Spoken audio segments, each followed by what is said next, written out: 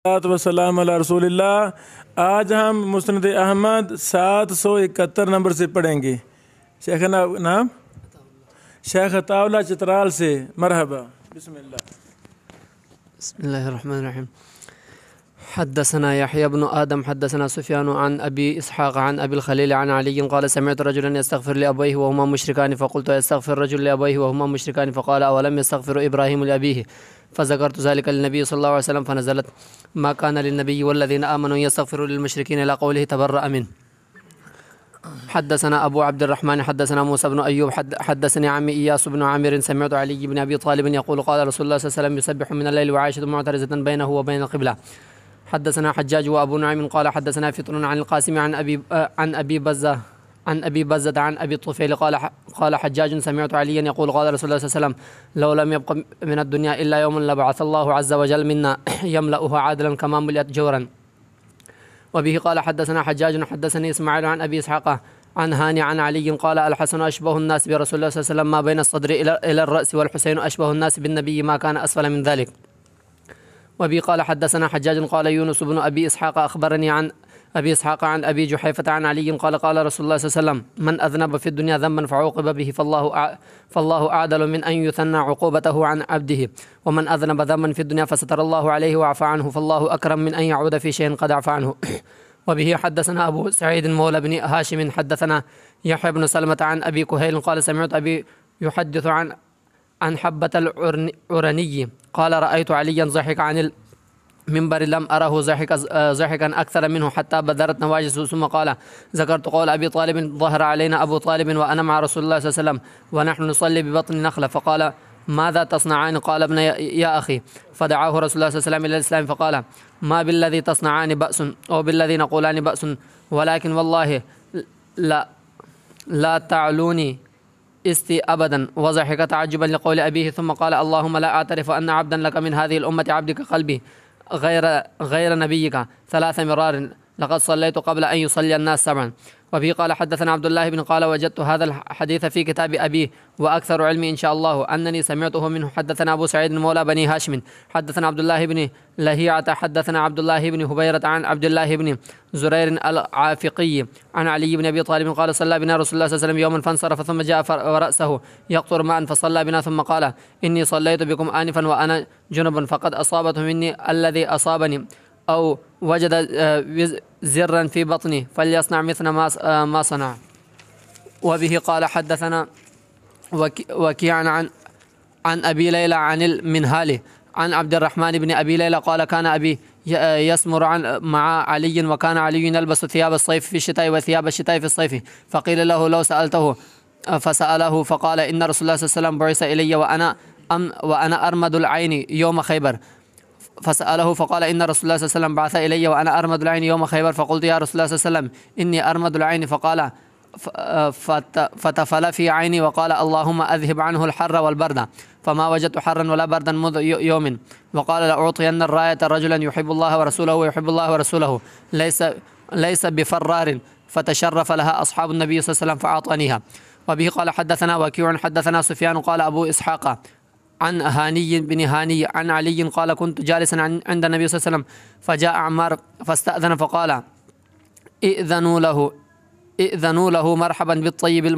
मुतय्यिब। हद्दसना अबू सईद मौला बिन हाशिम हद्दसना शुअैब अनिल हकम व गैरिही अनिल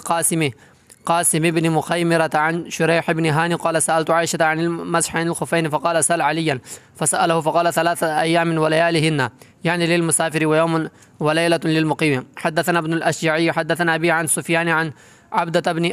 अबी लुबाबत अन क़ासिम बिन मुख़ैमिरत अन शुरैह बिन हानी क़ाल अमरनी अली अन अमसह अनिल ख़ुफ़ैन। हद्दसना हाशिम बिन क़ासिम हद्दसना शरीक अन मुख़ारिक़ अन तारिक़ बिन शिहाब क़ाल शहिदतु अलिय्यन व हुवा यक़ूलु अलल मिंबरि वल्लाहि मा इंदा किताबुन नक़रअहु अलैकुम इल्ला किताबुल्लाहि तआला व हाज़िहि सहीहतुन मुअल्लक़तुन बिसौइ अख़ज़ना मिन रसूलिल्लाहि सल्लल्लाहु अलैहि वसल्लम फ़ीहा फ़राइदु सदक़ति मुअल्लक़तुन बिसैफ़िन लहु हिल्यतुहु हदीदुन। हद्दसना हाशिम हद्दसना सुलैमान यानी इब्न अल-मुग़ीरह अन अली इब्न ज़ैद हद्दसना अब्दुल्लाह इब्न अल-हारिथ इब्न नौफ़ल अल-हाशिमी क़ाल कान अबिल हारिथ अन अम्र मिन उमूरि मक्कत मिन ज़मन उस्मान फ़अक़बल उस्मान इला मक्कत फ़क़ाल अब्दुल्लाह इब्न अल-हारिथ फ़स्तक़बलतु उस्मान بالنزل بقديد، فاصطاد أهل الماء حجلا فطبخناه بماء وملح فجعلناه عراقا للشديد، فقدمناه إلى عثمان وأصحابه فأمسكوه، فقال عثمان: صيدا لم أصطده ولم نأمره بصيد اصطاده قوم حل فأطعمونها، فما بأس؟ فقال عثمان: من يقول في هذا؟ فقالوا: علي. فبعث إلى علي فجاء. قال عبد الله بن الحارث: فكأنني أنظر إلى علي حين جاء وهو يحط الخبط عن كفيه، فقال له عثمان: صيد لم نصطده ولم نأمره بصيده اصطداه قوم حل فأطعموناه، فما بأس؟ فقال: فغضب علي وقال: أنشد الله رجلا شهد رسول الله صلى الله عليه وسلم حين أتي بقائمة حمار وحش، فقال رسول الله صلى الله عليه وسلم: إنا قوم حرم فأطعموه أهل الحل. قال: فشهد 12 رجلا من أصحاب رسول الله صلى الله عليه وسلم. ثم قال علي: أنشد الله رجلا شهد رسول الله صلى الله عليه وسلم حين أتي ببيض نعامه، فقال رسول الله صلى الله عليه وسلم: إنا قوم حرم أطعموه أهل الحل. فقال: فشهد دونهم من عدة من 12. فقال: فثنى عثمان وركه عن الطعام، فدخل رحله وأكل ذلك الطعام أهل الماء. حدثنا عبد الله حدثني هدبة بن خالد حدثنا همام حدثنا علي بن زيد عن عبد الله بن الحارث أن أباه وليا طعام عثمان، قال: فكأني أنظر إلى الحجل حوالي الجفان، فجاء رجل فقال: إن عليا يكره هذا، فبعث إلى غلي وهو ملطخ يديه بالخبط، فقال: إنك لكثير الخلاف علينا. فقال علي: اذكر الله. من شهد النبي صلى الله عليه وسلم أتي بعجز حمار وحش وهو محرم، فقال: إنا محرمون فأطعموه آل الحل. فقال رجال فشهدوا، ثم قال: اذكروا الله. رجلا شهد النبي صلى الله عليه وسلم أتي ب5 بيضات بيض نعام، فقال: إنا محرمون فأطعموه آل الحل. فقام رجال فشهدوا، فقام عثمان فدخل فاشطاطه وتركوا الطعام عن أهل الماء. وبه قال: حدثنا هاشم حدثنا ليس يعني ابن سعد عن يزيد بن أبي حبيب عن أبي الخير عن عبد الله بن زرير العافقي عن علي بن أبي طالب أنه قال: أهديت لرسول الله صلى الله عليه وسلم بغلة، فقلنا يا رسول الله صلى الله عليه وسلم: لو أنزينا الحمر على خيلنا فجاءتنا بمثل هذه. فقال رسول الله صلى الله عليه وسلم: إنما يفعل ذلك الذين لا يعلمون. حدثنا هاشم حدثنا أبو خثيمة حدثنا أبو إسحاق عن عاصم بن زمرة عن علي قال: إن الوتر ليس بحتم ولكنه سنة من رسول الله صلى الله عليه وسلم، وإن الله عز وجل وتر يحب الوتر. وبه قال: حدثنا يعقوب حدثنا عن أبي إسحاق حدثنا أبي إسحاق بن يسار عن مقسم بن أبي القاسم مولى عبد الله بن الحارث بن نوفل عن مولاه عبد الله بن الحارث قال: اعتمرت مع علي بن أبي طالب في زمان عمر أو زمان عثمان، فنزل على أخته أم هاني بنت أبي طالب، فلما فرغ من عمرته رجع فسكت له غسل فاغتسل، فلما فرغ من غسله دخل عليه نفر من أهل العراق فقالوا: يا أبا حسن، جئناك نسألك عن أمر نحب أن نخبرنا عنه. قال: أظن المغيرة بن شعبة يحدثكم أنه كان أحدث الناس عهدا برسول الله صلى الله عليه وسلم. قالوا: أجل. قال: ذلك جئنا نسألك. قال: أحدث الناس عهدا برسول الله صلى الله عليه وسلم ثقم بن عباس. حدثنا عفان حدثنا جعفر بن سليمان حدثنا عتيبة عن بريد بن أصرم قال: سمعت عليا يقول: مات رجل من أهل الصفد وترك دينارين أو درهمين، فقال رسول الله صلى الله عليه وسلم: كيتان صلوا على صاحبكم. حدثنا عفان حدثنا أبو عوانة حدثنا عبد الأعلى الثعلبي عن أبي عبد الرحمن السلمي عن علي عن النبي صلى الله عليه وسلم أنه قال: من كذب في الرؤيا معتمدا كلف عقد شعيرة يوم القيامة. حدثنا عبد الله حدثني محمد بن سليمان لوين حدثنا محمد بن جابر عن عبد الملك بن عمير عن عمارة بن رويبة عن علي بن أبي طالب قال: سمعت أذناي ووعاه قلبي من رسول الله صلى الله عليه وسلم: الناس تبع لقريش صالحهم تبع لصاحبهم وشرارهم تبع لشرارهم. حدثنا عفان حدثنا همام حدثنا قتادة حدثنا رجل من بني سدوس يقال له جري بن كليب عن علي بن أبي طالب أن النبي صلى الله عليه وسلم نهى عن غزباء الأذن والقرن، فقال: فسألت سعيد بن المسيب فقال: النصف ما فوق ذلك. حدثنا عفان حدثنا معاذ بن معاذ حدثنا قيس بن ربيع عن أبي المقدام عن عبد الرحمن الأزرق عن علي قال: دخل علي رسول الله صلى الله عليه وسلم وأنا نائم على المنام فاستسقى الحسن أبي الحسين قال: فقام النبي صلى الله عليه وسلم إلى شاة لنا بكيء فحلبها فدرت، فجاءت الحسن فنحاه النبي صلى الله عليه وسلم، فقالت فاطمة يا رسول الله صلى الله عليه وسلم كأنه أحبهما إليك، قال لا ولكنه استسقى قلبه، ثم قال إني وإياك وهذين وهذا الراقدة في مكان واحد يوم القيامة. حدثنا عبد الله بن حدثني محمد بن سليمان لوين حدثنا حديج عن أبي إسحاق عن أبي حذيفة عن علي قال النبي صلى الله عليه وسلم خرجت حين بزع القمر كأنه فلق جفنة فقال الليل ليلة القدر.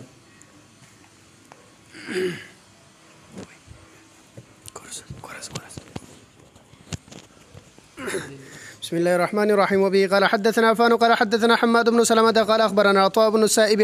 عن زاذان أن علي بن أبي طالب قال سمعت النبي صلى الله عليه وسلم يقول من ترك موضع شعرة من جسد من جنابة لم يصب الماء فعل به كذا وكذا من النار. قال علي فمن ثم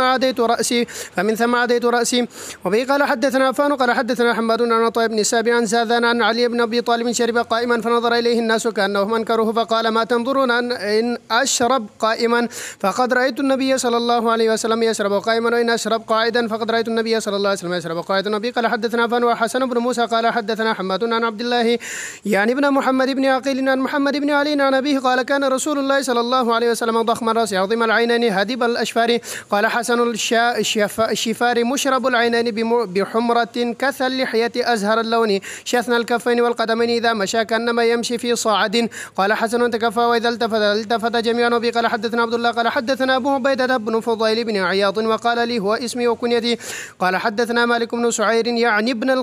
الخمس قال حدثنا فرات بن أحنف قال حدثنا بن ربيع بن حراش أن علي بن أبي طالب قام خطيبا في الرحبة فحمد الله واثنى عليه ثم قال ما شاء الله أن يقول ثم دعا بكوز من ماء فتمضمض منه وتمسح وشرب فضل كوزه وهو قائم ثم قال بلغني أن رجلا منكم يكره أن يشرب وهو قائم وقال وهذا وضوء من لم يحدث ورأيت رسول الله صلى الله عليه وسلم فعل هذا. وبه قال حدثنا عبد الله قال حدثنا محمد بن جعفر الوركاني قال حدثنا شريك عن مخارق عن طارق قال خطبنا علي قال ما عندنا شيء من الوحي وقال كتاب من رسول الله صلى الله عليه وسلم إلا ما في كتاب الله من الوحي وقال كتاب من رسول الله صلى الله عليه وسلم إلا ما في كتاب الله وهذه صحيفة المقرونة بسيف وعليه سيف حليته حديد وفيها فرائض صدقة. وبه قال حدثنا عفان قال حدثنا حماد قال أخبرنا عاصم بن بهدلة عن زيد بن حبيش أن عليا قيل له إن قاتل الزبير على الباب فقال ليدخل قاتل بن صفية النار سمعت رسول الله صلى الله عليه وسلم يقول إن لكل نبي حواريا وإن الزبير حواري. وبه قال حدثنا عثمان وإسحاق بن عيسى قال حدثنا حماد بن سلمة عن الحجاج عن الحكم عن ميمون بن أبي شبيب عن علي قال وهب لي رسول الله صلى الله عليه وسلم غلامين أخوين فبعت أحدهما فقال رسول الله صلى الله عليه وسلم فعل الغلامان فقلت بعت أحدهما فقال رسول الله صلى الله عليه وسلم رده.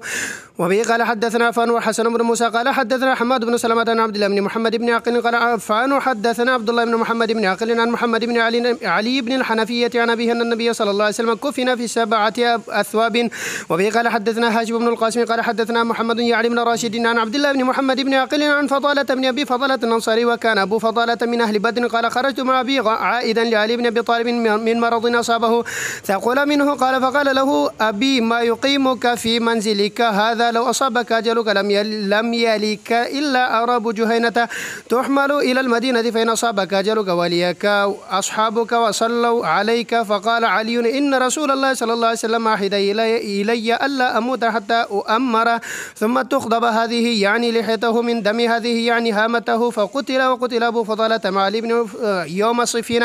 وبه قال حدثنا هاشم بن القاسم قال حدثنا عبد العزيز يعني ابن عبد الله بن أبي سلمة عن عمه الماجشون بن أبي سلمة عن الله رجاء عن عبيد الله بن أبي رافع عن علي بن أبي طالب أن النبي صلى الله عليه وسلم كان إذا استفتح الصلاة يكبر ثم يقول وجهت وجهي للذي فطر السماوات والأرض حنيفا وما أنا من المشركين إن صلاتي ونسكي ومحياي ومماتي لله رب العالمين لا شريك له وبذلك أمرت وأنا أول المسلمين. اللهم أنت الملك لا إله إلا أنت ربي وأنا عبدك ظلمت نفسي واعترفت بذنبي فاغفر لي ذنوبي جميعا لا يغفر الذنوب إلا أنت اهدني لأحسن الأخلاق لا يهدي لأحسنها إلا أنت اصرف عني سيئها لا يصرف عني سيئها إلا أنت لبيك وسعديك والخير كله بي في يديك والشر ليس إليك أنا بك وإليك تباركت وتعالى أستغفرك وأتوب إليك. وإذا ركع قال اللهم لك ركعت وبك آمنت ولك أسلمت خشع لك سمعي وبصري ومخي وعظامي وعصبي. وإذا فنظر فرأسه قال سمع الله لمن حمده ربنا ولك الحمد ملء السماوات والأرض وما بينهما وملء ما شئت من شيء بعده. وإذا سجد قال اللهم لك سجدت وبك آمنت ولك أسلمت. سجد وجهي للذي خلقه وصوره فأحسن صوره فشق سمعه وبصره فتبارك الله أحسن الخالقين. وإذا فرغ من الصلاة وسلم قال اللهم اغفر لي ما قدمت وما أخرت وما أسررت وما أعلنت وما أسرفت وما أنت أعلم به مني أنت المقدم وأنت المؤخر لا إله إلا أنت. حدثنا عبد الله قال بلغنا وفي قال حدثنا حجر قال حدثنا عبد العزيز عن عمه الماجشون بن ابي سلمة عن عبد الرحمن لا رجع عن عبيد الله بن ابي رافع عن علي بن ابي طالب عن رسول الله صلى الله عليه وسلم انه كان اذا افتتح الصلاه كبر ثم قال وجهت وجهي فذكر مثله الا انه قال واصرف عني سيئها. وفي قال حدثنا حجر قال حدثنا عبد العزيز عن عبد الله بن الفضل الهاشمي عن لا رجع عن عبيد الله بن ابي رافع عن علي بن ابي طالب عن النبي صلى الله عليه وسلم مثله. وفي قال حدثنا يعقوب بن ابراهيم قال حدثنا ابن اخي بن شهاب عن عمه اخبرني ابو عبيد مولى عبد الرحمن بن يسار انه سمع علي بن ابي طالب يقول قال رسول الله صلى الله عليه وسلم لا يحل لامرئ مسلم ان يصبح في بيته بعد 3 من لحم نسكه شيء. وقال حدثنا ابراهيم بن ابي العباس قال حدثنا حسن بن يزيد الاصم قال سمعت السدي اسماعيل يذكره عن ابي عبد الرحمن السلمي عن علي قال لما توفي ابو طالب اتيت النبي صلى الله عليه وسلم فقلت ان عمك الشيخ قد مات قال اذهب فواره ثم لا تحدث شيئا حتى تاتيني قال فواريته ثم أتيته قال إذا فاغتسل ثم لا تحدث شيئا حتى تأتيني قال فاغتسلت ثم أتيته قال فدعا لي بدعوة ما يسرني أن لي بها حمر النعم وسودها قال وكان علي إذا غسل الميت اغتسل. وبي قال حدثنا عبد الله قال حدثنا محمد بن جعفر والكاني في سنة 27 و200 وحدثنا أبو قيل يحيى بن المتوكل وحدثنا محمد بن سليمان لوين في سنة 40 و200 حدثنا أبو قيل يحيى بن المتوكل عن كثير النوائي عن إبراهيم بن حسن بن علي بن أبي طالب عن أبيه عن جده قال علي بن أبي طالب قال رسول الله صلى الله عليه وسلم يظهر في آخر الزمان قوم يسمون الرافضة يرفضون الإسلام. وبي قال حدثنا عبد الله قال حدثني بكر بن محمد بن علاء قال حدثنا ابن مبارك عن يحيى بن أيوب عن عبيد الله بن الزحر عن علي بن أبي يزيد عن القاسم عن أبي أمامة قال علي كنت آتي النبي صلى الله عليه وسلم فأستأذنه فإن كان في صلاة سبح وإن كان في غير صلاة أذن لي. وبه قال حدثنا عبد الله قال حدثنا عبد الأعلى بن محمد قال حدثنا داود بن عبد الرحمن العطار قال حدثنا أبو عبد الله مسلمة الرازي عن عمرو البجلي عن عبد الملك بن سفيان الثقفي عن أبي جعفر محمد بن علي عن محمد بن الحنفية عن أبيه قال رسول الله صلى الله عليه وسلم إن الله تعالى يحب العبد المفتن التواب. وبه قال حدثنا عبد الله قال حدثني محمد بن جعفر الورقاني وقال أخبرنا أبو شهاب قال حناط عبد ربه بن نافع عن الحجاج بن أرطاط عن أبي عن محمد بن الحنفية عن علي عن أبي طالب قال لما أعياني أمر المذي أمرت المقداد أن يسأل عنه رسول الله صلى الله عليه وسلم فقال منه الوضوء. وبه قال حدثنا عبد الله قال حدثني محمد بن أبي بكر المقدمي قال حدثنا حماد بن زيد قال حدثنا معمر عن الزهري عن عبد الله بن محمد بن علي عن علي أن النبي صلى الله عليه وسلم نهى يوم خيبر عن المتعة وعن لحم الحمر. وبه قال حدثنا يونس قال حدثنا أحمد يعني بن سلمة عن عاصم عن زر عن علي قيل له إن قاتل الزبير على الباب فقال علي ليدخلن قاتل ابن صفية النار. سمعت رسول الله صلى الله عليه وسلم يقول لكل نبي حواري وإن حواري الزبير بن العوام. وبه قال حدثنا عفان قال حدثنا حماد بن سلمة قال أخبرنا علي بن زيد عن عبد الله بن الحارث بن نوفل أن عثمان بن عفان نزل قديدا فأتي بالحجال في الجفان شائلة بأرجلها فأرسل إلى علي وهو يغفز بعيرا له فجاء والخبط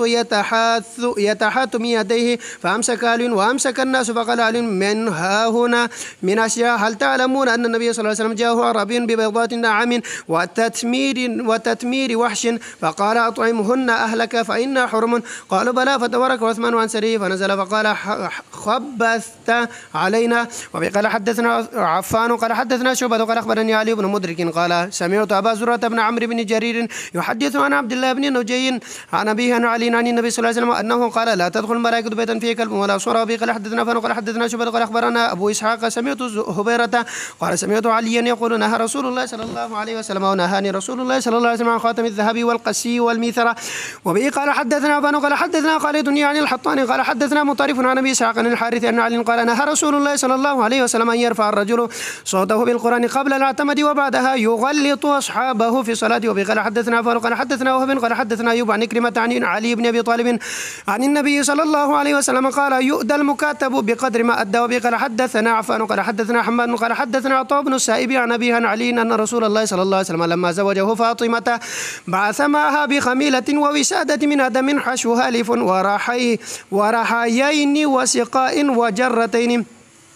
وبه قال حدثنا فان قال حدثنا حماد بن سلمة قال أخبرنا حجاج عن الحسن بن سعد عن أبيه أن يحنس وصفية كان من سبي الخمس فزنت صفية برجل من الخمس فولدت غلاما فادعاه الزاني ويحنس فاختصما إلى عثمان فرفعهما إلى علي بن أبي طالب فقال علي اقضي فيها بقضاء رسول الله صلى الله عليه وسلم الولد للفراش وللآخر الحجر وجلدهما 50 وبه قال حدثنا يحيى بن غيلان قال حدثنا المفضل بن فضل قال حدثني يزيد بن عبد الله بن أبي سلمة عن عمرو بن سليم الزرقي عن أمه قالت كنا بمنى فإذا صائح يصيح ألا إن رسول الله صلى الله عليه وسلم يقول لا تصومن فإنها أيام أكل وشرب قالت فرفعت أطناب الفسطاط فإذا الصائح علي بن أبي طالب وبه قال حدثنا سعيد بن منصور قال حدثنا إسماعيل بن زكريا عن حجاج بن دينار عن الحكم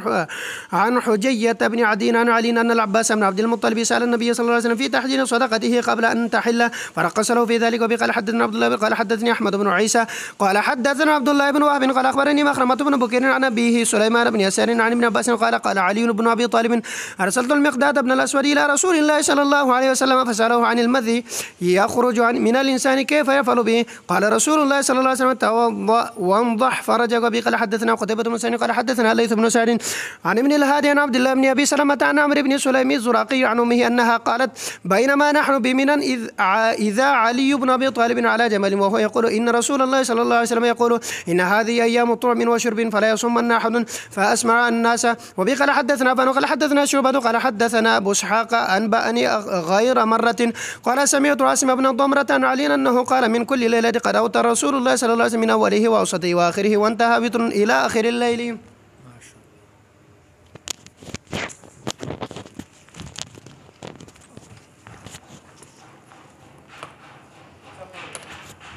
بسم الله الرحمن الرحيم الحمد لله والصلاة والسلام على رسول الله. وبه قال حدثنا عفان قال حدثني شعبة قال سلمة بن كهيل أنبأني قال سمعت حجية بن عدي رجل من كندة قال سمعت رجلا سأل علي قال إني اشتريت هذه البقرة للأضحى قال عن 7 قال القرن قال لا يضرك قال العرج قال إذا بلغت المنسك ثم قال أمرنا رسول الله صلى الله عليه وسلم أن نستشرف العين والأذن. وبه قال حدثنا عفان قال حدثنا أبو عوانة قال حدثنا حسين قال حدثني سعد بن عبيدة قال تنازع أبو عبد الرحمن السلمي وحبان ابن عطية فقال أبو عبد الرحمن لحبانه قال علمت ما الذي جرأ صاحبك يعني علي قال فما هو لا أبا لك قال قول سمعته يقول قال بعثني رسول الله صلى الله عليه وسلم والزبير وأبا مرثد كلنا فارس قال انطلقوا حتى تبلغوا روضة حاخ فإن فيها امرأة معها صحيفة من حاطب بن أبي بلتعة إلى المشركين فأتوني بها فانطلقنا على أفراسنا حتى أدركناها حيث قال لنا رسول الله صلى الله عليه وسلم تصير على بعير لها قال وكان كتب إلى أهل مكة بمسير رسول الله صلى الله عليه وسلم فقلنا لها أين الكتاب الذي معك قالت ما معي كتاب فأنخنا بها بعيرها فابتغينا في رحلها فلم نجد فيه شيئا فقال صاحباي ما نرى معها كتابا فقلت لقد علمتما ما كذب رسول الله صلى الله عليه وسلم ثم حلفت والذي أحلف به لئن لم تخرج الكتاب لأجردنك فأهوت إلى حجزتها وهي محتجزة بكساء فأخرجت صحيفة فأتوا بها رسول الله صلى الله عليه وسلم فقالوا يا رسول الله قد خان الله ورسوله والمؤمنين دعني أضرب عنقه قال يا حاطب ما حملك على ما صنعت قال يا رسول الله والله ما بي أن لا أكون مؤمنا بالله ورسوله ولكني أردت أن تكون لي عند القوم يد يدفع الله بها عن أهلي ومالي ولم يكن أحد من أصحابك إلا له هناك من قومه من يدفع الله تعالى به عن أهلي ومالي قال صدقت فلا تقول له إلا خيرا فقال عمر يا رسول الله إنه قد خان الله ورسوله والمؤمنين دعني أضرب عنقه قال وليس من أهل بدر وما يدرك لعل الله عز وجل اطلع عليهم فقال اعملوا ما شئتم فقد وجبت لكم الجنة فاغرورقت عينا عمر رضي الله تعالى عنه وقال الله ورسوله أعلم. وبه قال حدثنا هارون بن معروف قال عبد الله وسمعته أنا من هارون قال أخبرنا ابن وهب قال حدثني سعيد بن عبد الله الجهني أن محمد بن عمر بن علي بن أبي طالب حدثه عن أبيه عن جده علي بن أبي طالب رضي الله تعالى عنه أن رسول الله صلى الله عليه وسلم قال: ثلاثة يا علي لا تؤخرهن الصلاة إذا أتت والجنازة إذا حضرت والأيم إذا وجدت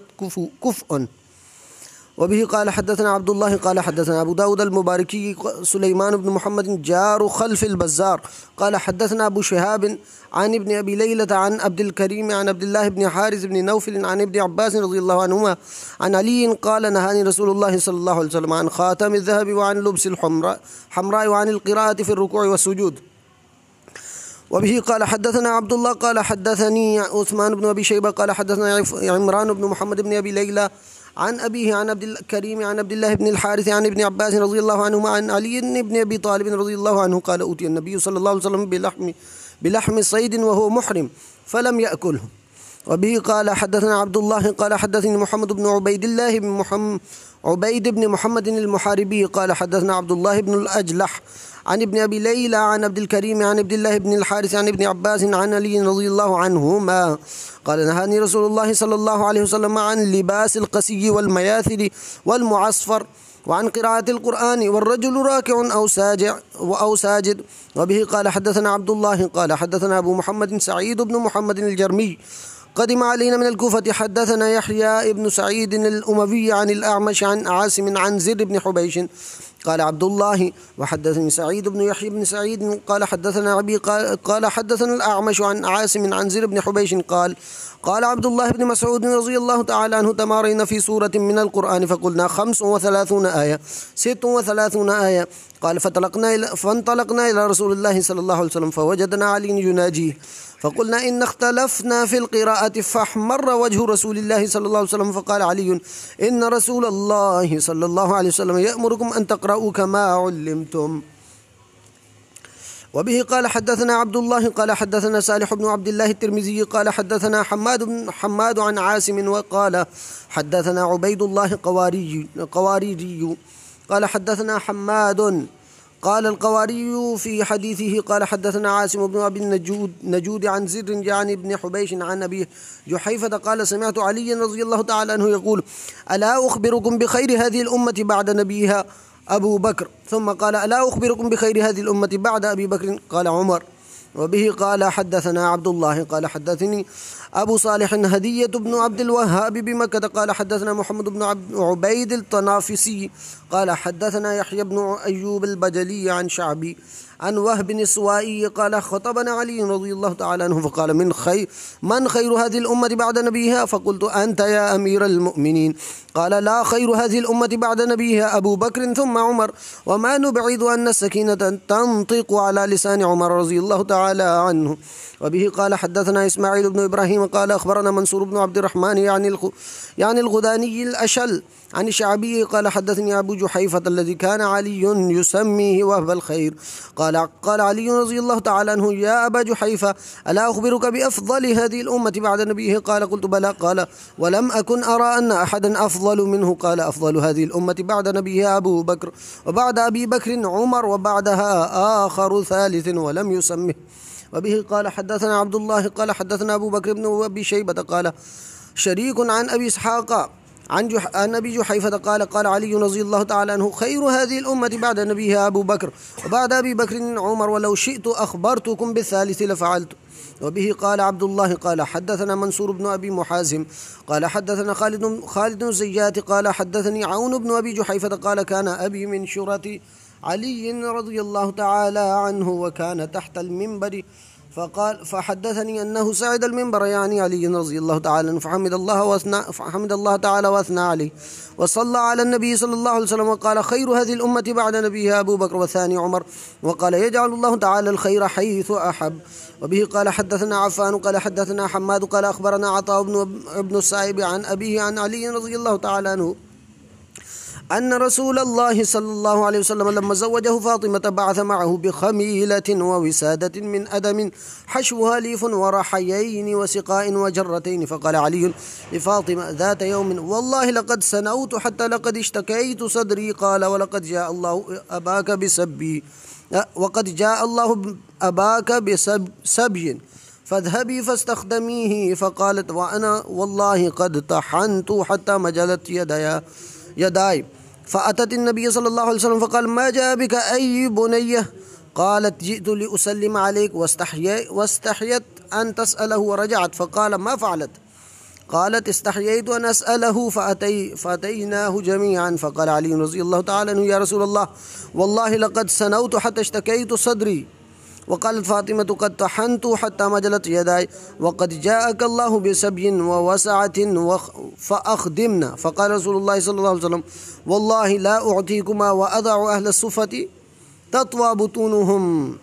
لا أجد ما أنفق عليهم ولكني أبيعهم وأنفق عليهم أثمانهم. فرجعا فأتاهما النبي صلى الله عليه وسلم وقد دخلا في قطيفتهما إذا غطت رؤوسهما تكشفت أقدامهما وإذا غطيا أقدامهما تكشفت رؤوسهما فثارا. فقال مكانكما. ثم قال ألا أخبركما بخير ما سألتماني؟ قال بلى. قال كلمات علمنيهن جبريل عليه السلام. فقال تسبحان في دبر كل صلاة 10 وتحمدان 10 تكبران 10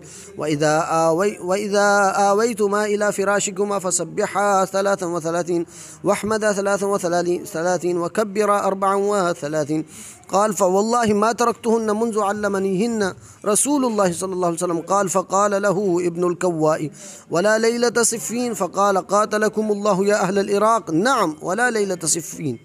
وبه قال حدثنا محمد بن جعفر قال حدثنا شعبة عن سلمة بن كهيل عن الشعبي أن علي جلد شراحة يوم الخميس ورجمها يوم الجمعة وقال أجلدها بكتاب الله وأرجمها بسنة رسول الله صلى الله عليه وسلم.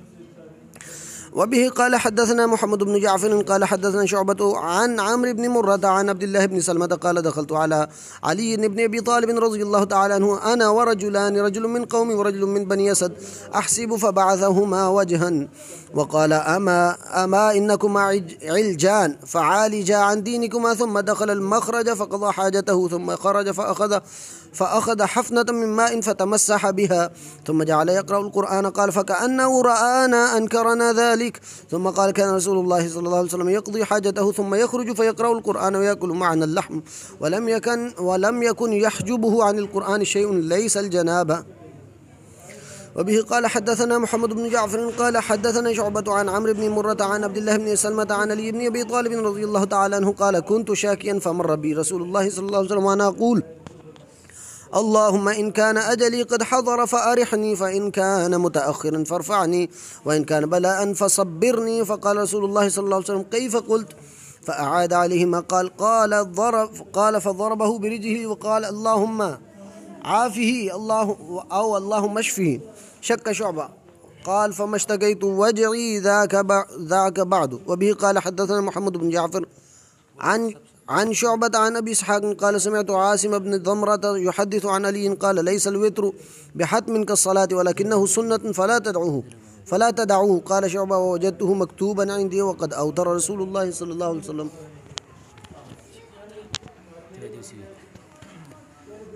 وبه حدثنا أسود بن عامر أخبرنا شريك عن أبي الحسناء عن الحكم عن حنش عن علي قال أمرني رسول الله صلى الله عليه وسلم أن أضحي عنه فأنا أضحي عنه أبدا. وبه حدثنا عبد الرزاق أخبرنا سفيان عن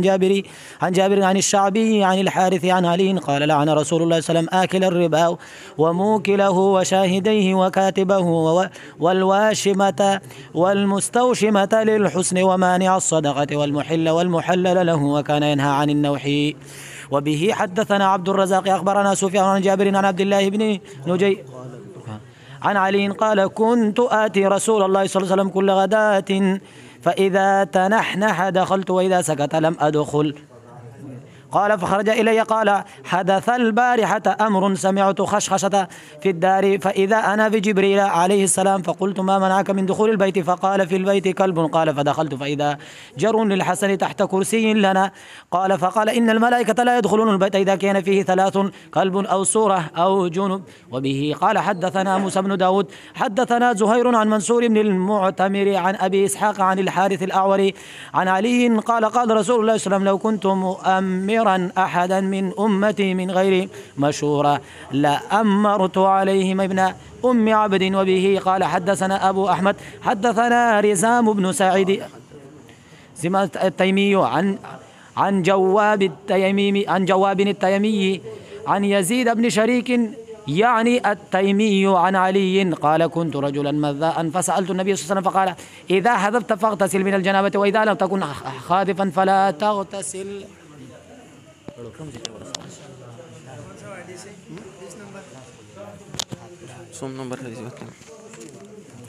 بسم الله الرحمن الرحيم. حدثنا الوليد بن القاسم بن الوليد الحمداني حدثنا إسرائيل وحدثنا إبراهيم يعني ابن العبد الأعلى عن طارق بن زياد قال خرجنا مع علي رضي الله عنه إلى الخوارج فقتلهم ثم قال انظروا فإن النبي صلى الله عليه وسلم قال إنه سيخرج قوم يتكلمون بالحق لا يجوز حلقهم يخرجون من الحق كما يخرج السهم من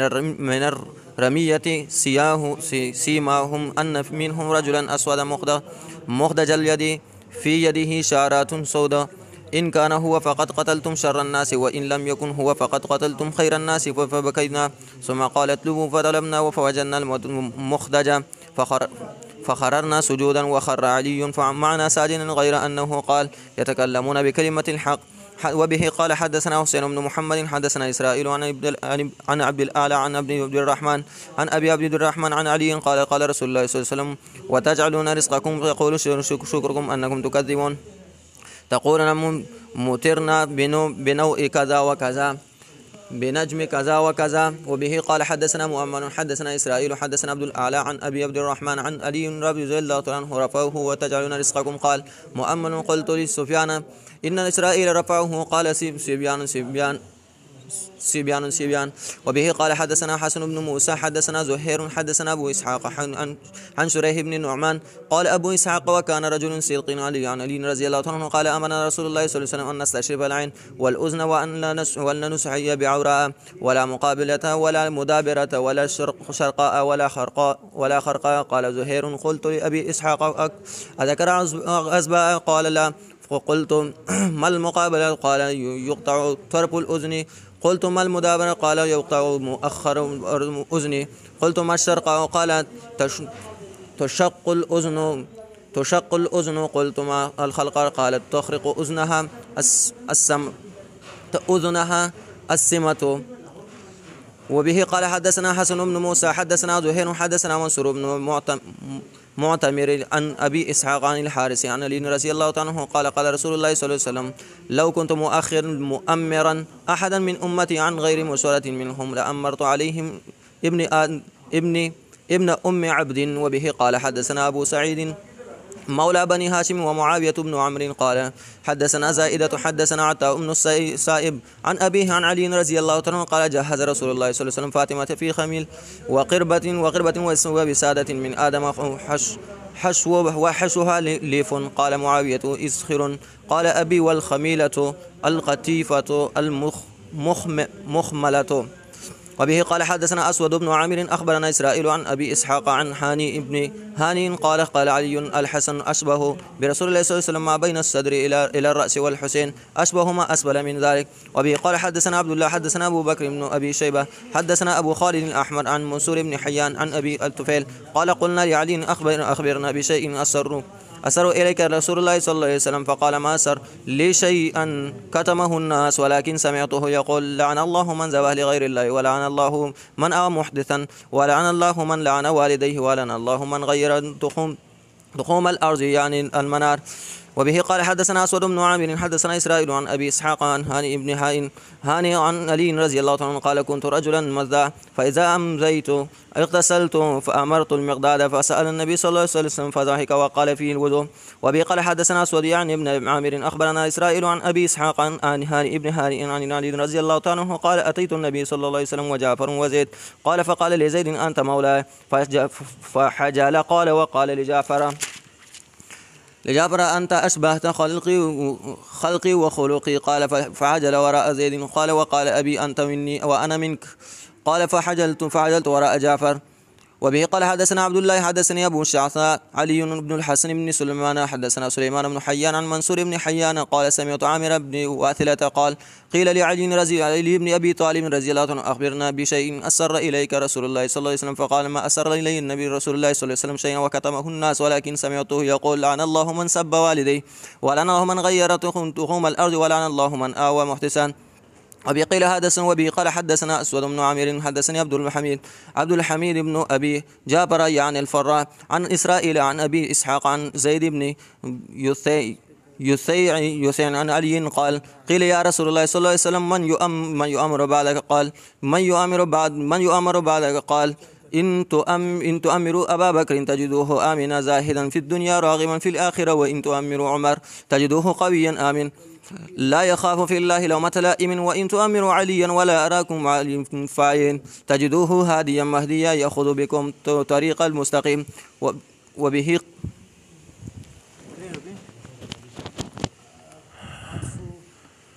अल्हम्दुलिल्लाह